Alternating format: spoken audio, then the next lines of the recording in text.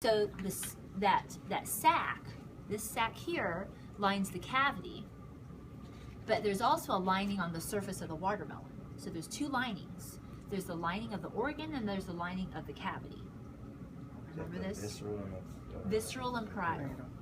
The visceral layer is the one that lines the surface of the organ, the watermelon. And the parietal layer is the layer that lines the cavity. So that would be the grocery sack, the bag. Okay, so this is visceral here, and then this is parietal here.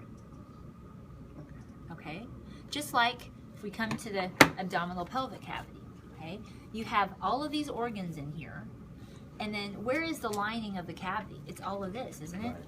All of this on the side, the walls, the front, the back, the sides. So this lining here is the parietal layer. And the surface of all of the organs, I know there's all sorts of organs here. It's all the same. It's all visceral. They're all called visceral, and this is all called parietal. Doesn't matter where you touch, it's all parietal.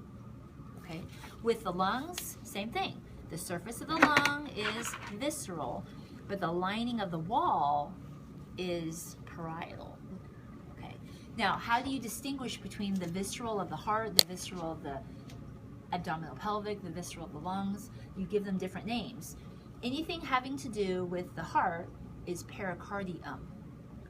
Like pericardial cavity, it's pericardium.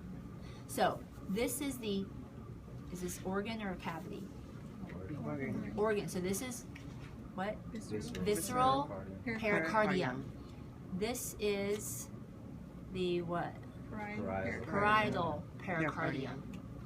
This is the visceral peritoneum. Because this is all, other than this being called the abdominal pelvic cavity, we also call it the peritoneal cavity. So this is visceral peritoneum. Even the liver, visceral peritoneum. Gallbladder, visceral peritoneum. Stomach, it's all the same. Okay? And then this is the parietal peritoneum.